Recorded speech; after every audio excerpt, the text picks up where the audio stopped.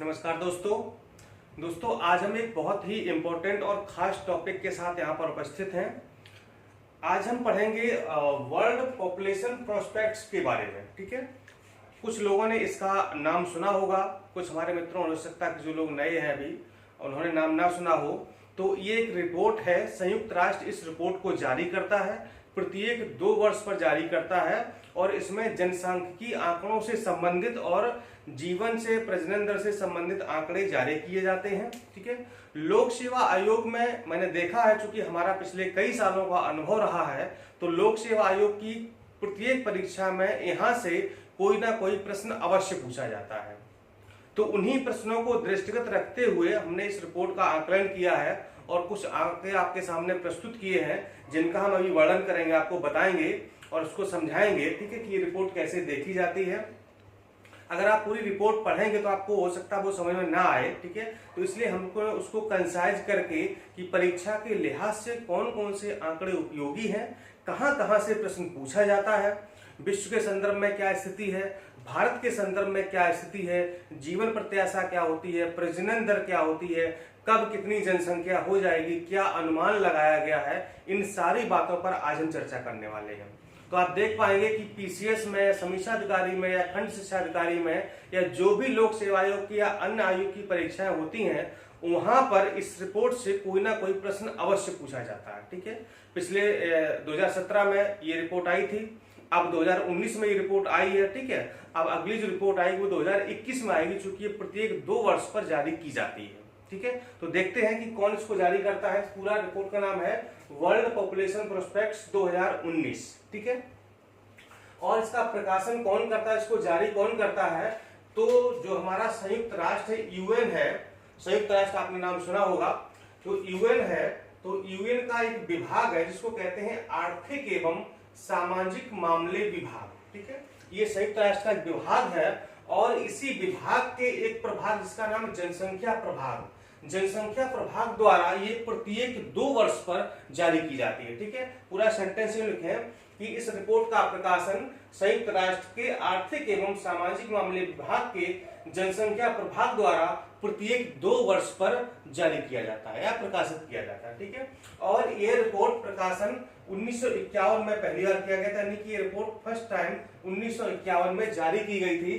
तब से ये अनवरत रूप से प्रत्येक 2 वर्ष पर जारी की जाती है और ये इस रिपोर्ट का 26वां संस्करण है, अर्थात ये 26 में यानी कि 26वीं रिपोर्ट है, जो कि 17 जून 2019 को जारी की गई थी। ठीक है, ये था इसके रिपोर्ट बारे में कि कौन जारी करता है, किस नंबर की रिपोर्ट है और कब जारी हुई थी। ठीक है, अब हम देखेंगे कि इस रिपोर्ट में क्या है। तो इस रिपोर्ट के अनुसार जो 2019 में विश्व की जनसंख्या है, ठीक है, इस रिपोर्ट के आधार पर जो वर्ष 2019 में विश्व की जनसंख्या है वो लगभग 7.7 बिलियन है अभी प्रेजेंट टाइम में। ठीक है, नहीं 7.7 बिलियन। तो प्रश्न ही बन जाएगा कि वर्ल्ड पॉपुलेशन प्रोस्पेक्ट्स रिपोर्ट के अनुसार 2019 में विश्व की कुल जनसंख्या कितनी है, तो 7.7 बिलियन डॉलर। ठीक है, और इसने संभावना व्यक्त की है, अनुमान लगाया है कि यह जनसंख्या वर्ष 2030 तक बढ़कर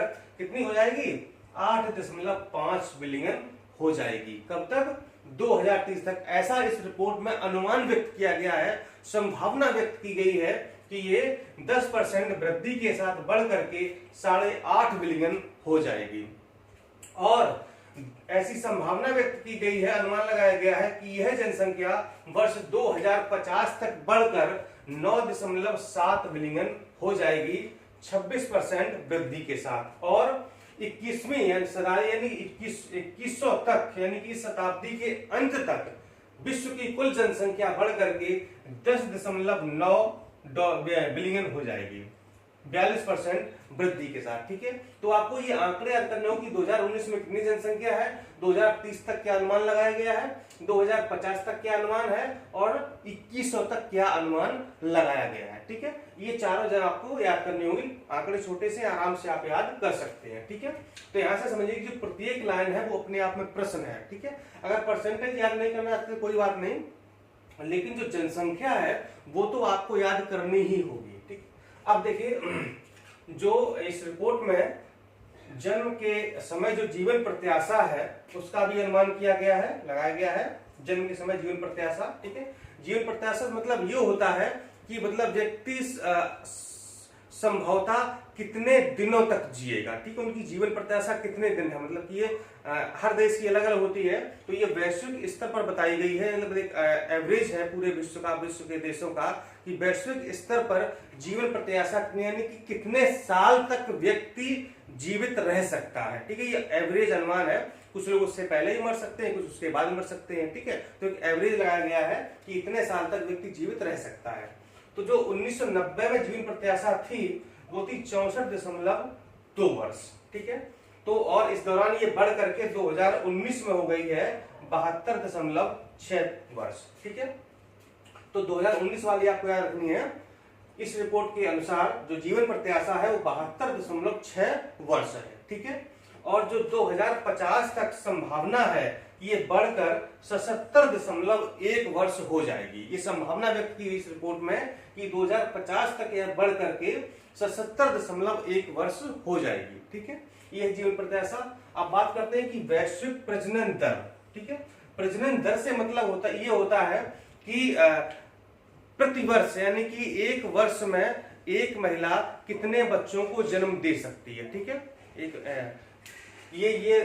बल्कि इसको यूं समझें कि जो है एक महिला, प्रतिवर्ष तो नहीं कहेंगे, ठीक है, यानी कि एक महिला अपने जीवन काल में जो है कितने बच्चों को जन्म दे सकती है, ठीक है। मतलब कि वो प्रजनन दर क्या है, मतलब बच्चे उत्पन्न करने की दर क्या है, इसको आप समझें, ठीक है। यानी कि प्रति महिला कितने बच्चे उत्पन्न हो सकते हैं या हो रहे हैं अभी वर्तमान देखें, ठीक है।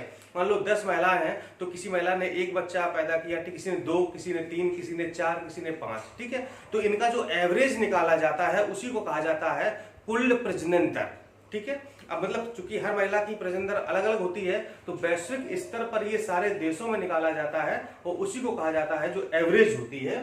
तो 1990 में ये प्रजनन दर थी 3.2 प्रति महिला, ठीक है। यानी कि एक महिला अपने जीवन काल में 3.2 बच्चों को पैदा करती है। अब देखिए आप सोचे 3.2 बच्चे कैसे हो सकते हैं, ठीक है। तो ये एक एवरेज है, ठीक है। ये एवरेज निकाला गया है, ऐसे 10 लोगों पर, 100 लोगों पर या 1000 लोगों पर सर्वे करके ऐसे निकाला गया है, ठीक है। और ये घट करके वर्ष 2019 में 2.5 प्रति महिला हो गई है और संभावना व्यक्त की गई है कि 2050 में ये 2.2 प्रति महिला हो जाएगी, ठीक है। तो मतलब प्रजनन दर घटाने का हमारा मतलब उद्देश्य है कि प्रजनन दर कम हो, मतलब कि जनसंख्या कम बढ़े, पॉपुलेशन कम बढ़े और जीवन प्रत्याशा बढ़े, ठीक है। अब बात कर लेते हैं भारत के संदर्भ में। तो भारत की स्थिति क्या इस समय है हम देख लेते हैं। तो इस रिपोर्ट में अनुमान लगाया गया है या बताया गया है कि वर्ष 2019 में जो भारत की जनसंख्या है वो 1.37 बिलियन है, ठीक है। कितनी है? 2019 में भारत की जनसंख्या 1.37 बिलियन है। तो ये पूछा जा सकता है कि इस रिपोर्ट के अनुसार वर्ष 2019 में भारत की कुल जनसंख्या कितनी है? 1.37 बिलियन है, ठीक है। और ऐसा अनुमान व्यक्त किया गया है कि वर्ष 2027 तक ये विश्व की सर्वाधिक जनसंख्या हो जाएगी और ये चीन को पीछे छोड़कर विश्व का सबसे अधिक जनसंख्या वाला देश बन जाएगा। कौन? भारत। कब तक? 2027 तक बन जाएगा, ठीक है, 2027 तक। जबकि पिछली जो रिपोर्ट आई थी 2017 वाली, उसमें बताया गया था 2024 तक, लेकिन इसमें बढ़ गया है कि 2027 तक भारत विश्व का सर्वाधिक जनसंख्या वाला देश बन जाएगा, चीन को पीछे छोड़ देगा, ठीक है। और इस शताब्दी के अंत तक यानी कि 2100 तक लगभग जो है जो भारत की जनसंख्या होगी वो 1.5 बिलियन हो जाएगी लगभग, ठीक है। शताब्दी के अंत तक जब इसमें भारत की जनसंख्या 1.5 बिलियन जनसंख्या हो जाएगी के साथ प्रथम देश बना रहे, यानी कि 2027 में तो प्रथम देश बन ही जाएगा। इसके बाद 2027 से 2100 तक भी भारत विश्व का जनसंख्या के लिहाज से प्रथम देश बना रहेगा। कितनी जनसंख्या के साथ? 1.5 बिलियन जनसंख्या के साथ विश्व का प्रथम देश बना रहेगा, ठीक है। और 2019 से 2050 के मध्य 273 मिलियन जनसंख्या की वृद्धि अनुमानित, यानी कि इस रिपोर्ट में बताया गया है कि 2019 से अब से लेकर के 2050 तक भारत की जनसंख्या में 273 मिलियन व्यक्तियों की इजाफा यानी कि वृद्धि होने की संभावना है। ठीक है, तो यहाँ से 3-4 पॉइंट आपको मिल जाएंगे। 2019 में कितनी जनसंख्या इतनी है, कब ये जनसंख्या विश्व का पहला देश बन जाएगा चीन को छोड़ करके 2027 तक। ठीक है, और शताब्दी के अंत तक इसकी जनसंख्या कितने रहने की संभावना है, 1.5 बिलियन के साथ भी ये प्रथम देश बना रहेगा। ठीक है, और अंत में देख लेते हैं कि सर्वाधिक जनसंख्या किस कॉन्टिनेंट, किस महाद्वीप की है। ठीक है, तो एशिया जो महाद्वीप है उसकी जनसंख्या सबसे ज्यादा है, इसके बाद अफ्रीका, इसके बाद यूरोप, इसके बाद दक्षिण अमेरिका और इसके बाद उत्तर अमेरिका। ठीक है, तो कभी भी पूछ दिया जाता है कि किस महाद्वीप की, किस कॉन्टिनेंट की जनसंख्या सबसे ज्यादा है, तो एशिया, अफ्रीका, यूरोप, दक्षिण अमेरिका और उत्तरी अमेरिका। ठीक है, तो दोस्तों ये था इस रिपोर्ट का पूरा विश्लेषण। मतलब इसमें समझो कि आप अगर बनाना चाहें तो 8-10 प्रश्न आराम से बन सकते हैं, और यही प्रश्न परीक्षा में बार बार पूछे जाते हैं। ठीक है, तो इस रिपोर्ट को आप नोट कर लीजिए, और जैसा मैंने बताया वैसे यहाँ पर लिख लीजिए।